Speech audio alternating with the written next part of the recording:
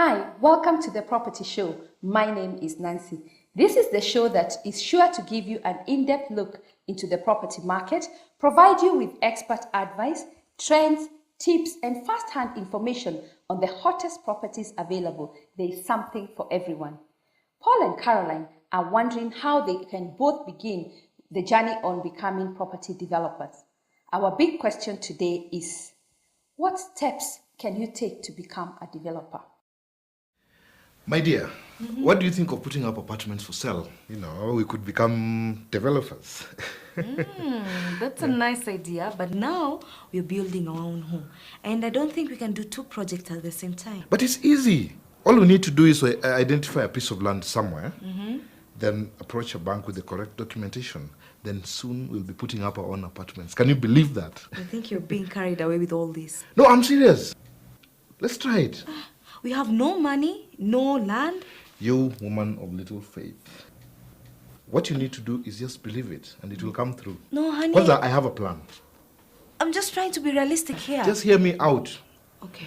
What if we get 5 people to partner with us? Then we'll split the cost between us. Okay, but we do not have land. There's land everywhere. Just look around. No, what we need is somewhere that will make financial sense to invest in. We do not just want to become like every other person who wants to invest in apartments. We need to know the process and procedures. Okay, I know. It needs to make money. Okay, what if we bought the land, then we got other people to invest in it? No, what we need is finish building our own home. Then we can decide if we want to be developers. But we need to think about this. This could be the biggest investment in our lifetime, especially with the improvement in infrastructure and this big oil thing in Turkana. We don't want to be left behind. Okay, we'll think about that. Thank you very much. That's all I wanted to hear. Okay. Where do you begin on becoming a developer? Most people today face the dilemma of not knowing what to do when venturing into the world of property development. In studio with us today is Mr. Kabaki Wamwai, who is a former executive director of Dyer and Blair Investment Bank and has extensive experience in capital markets in the East Africa region. Kabaki today will explain to us the steps one can take to become a developer. Welcome, Kabaki. Thank you, Nancy. Kabaki, tell us a bit about your profession as a developer. Okay, basically a developer's first thing is come up with a concept in terms of what you want to construct, whether it's a residential property or it's a commercial property. Basically, a developer is like, I would say, more of a producer in terms of he tries to come together with all the players that are necessary for any development, real estate development that is done. You've got to be able to bring together the finances. You've got to be able to bring the professionals, the construction companies, the marketing, and the whole team that will be required to deliver that development. How did you change from being an investment banker into a developer? Well, it was a natural transition because I've always had a passion for real estate, and I've been a real estate investor for quite a long time. So it was a natural progression from being an investor into being a developer on a full-time basis. Where do you begin?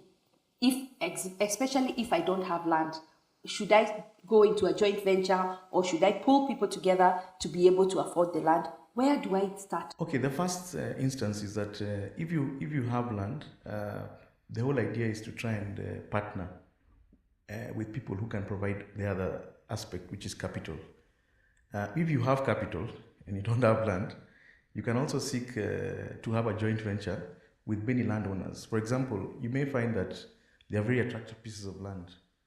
And you may have money, but if you pay for that land, you will not be able to make the next step in terms of the construction project. So one way would be to try and negotiate with the landowners and be able to get them in a joint venture where you will provide the concept, you will provide the financing, and you will arrange the financing in the bank, and you will also provide the equity that is needed in the project and manage the project and deliver it for them. So that way you'll be able to come up with a project without necessarily having to buy the land. But we've also seen a lot of people who have gone into joint venture. When you actually build, you've already agreed on what each one of you is going to get, then people at the end of the development, a lot of the owners of the land have changed goalposts. How do you address that? I think before you engage in a joint venture, it's not a short transaction process. It's a long transaction process, because I think the issue is about expectations. Maybe when the project was beginning, some people's expectations were not as high as they are when the project is nearing completion. And maybe they feel that whatever transaction or agreement they reached earlier may not have been fair to them, given the success of a project. So it's very important to warm into a joint venture and not to have something hurried, or because you've got to have everybody on the same page. They've got to understand what you're both going to deliver and what your input is going to be in the transaction. And everybody has to keep his end of the bargain, because at the end of the process, if one person feels that the other party did not fulfill the end of the bargain, that's why you normally have a dispute. Where do we go for land? Right now we are seeing, historically we've seen people building in Westlands, Kilimani, Kileleshwa, and these areas. But now we are seeing a lot of people moving from that to Syokimau, Kitengela, Mombasa Road. We've also seen people go to Ruiru, Kiambu Road, Ruaka. Where is the market going? In terms of opening up, I think that's a good thing for us, because what's happening is that we're actually opening up these other neighboring counties to Nairobi. And it's likely that most of the new developers now, or new developments, are going to be done not in Nairobi, but on the outskirts of Nairobi. I mean, even if you look at the larger projects that are being done, they're being done in Kiambu, and as you mentioned, Athi River and Mavoko, and Kitengela also. Ngong as well. And also Ngong. So the good part about that is that there's a lot of land and a lot of space. It's like a blank canvas for a developer in terms of trying to craft what you want to deliver in those areas. So I think you're going to see a lot happening in future. Once we have identified land, wherever it is, what are the next steps?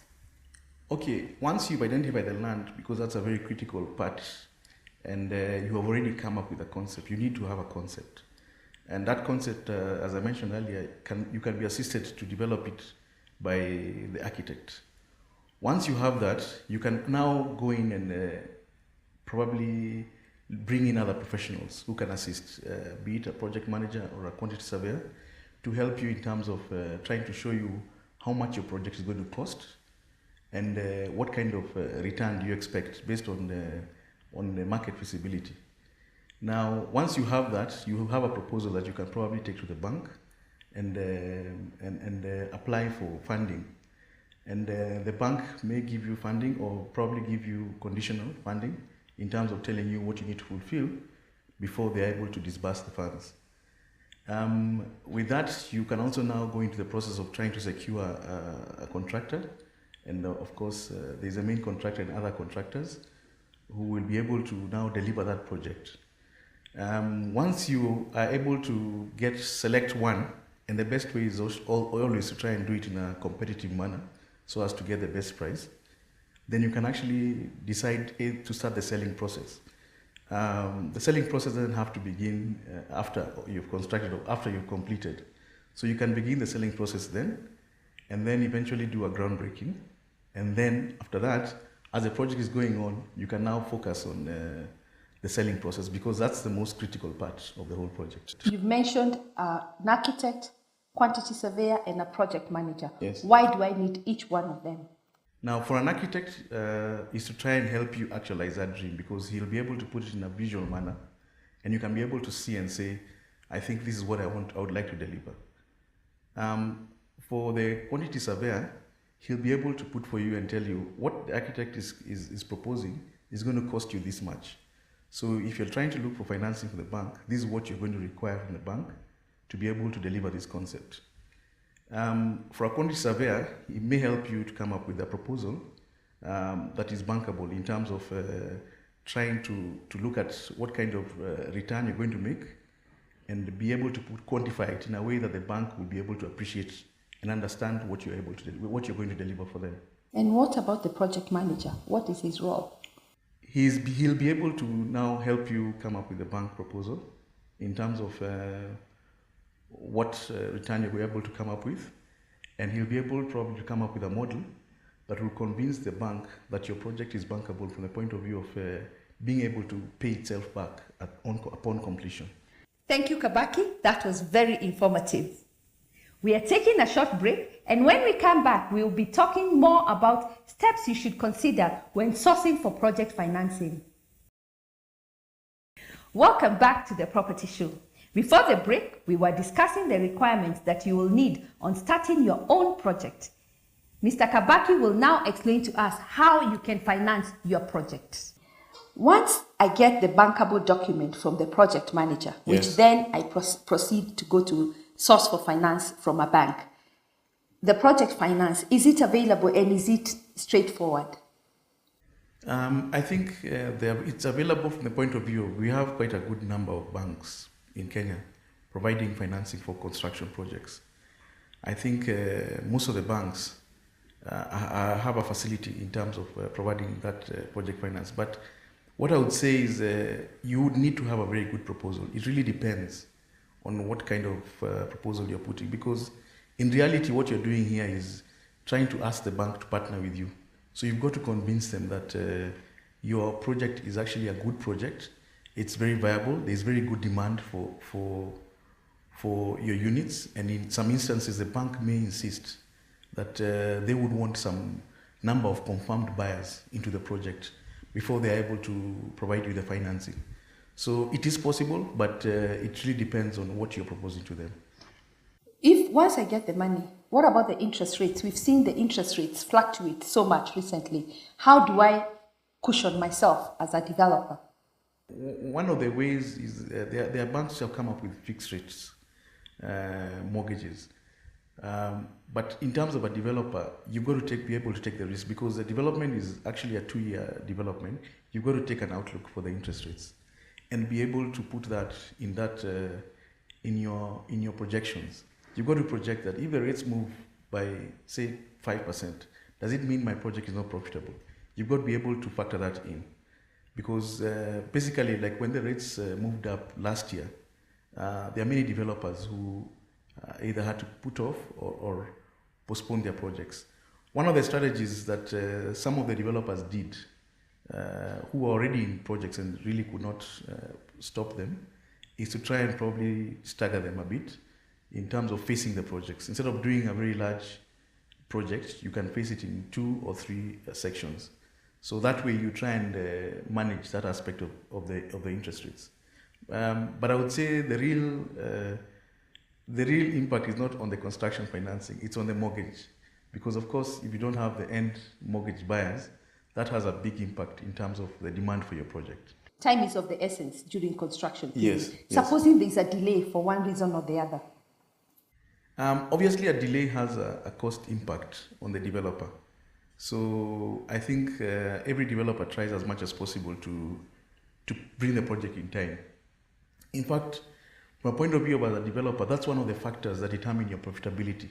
If you're able to deliver the project in time, that will be an element of your profitability. If you delay, and the more you delay, the more your profit margin is eaten into. So it's a huge risk.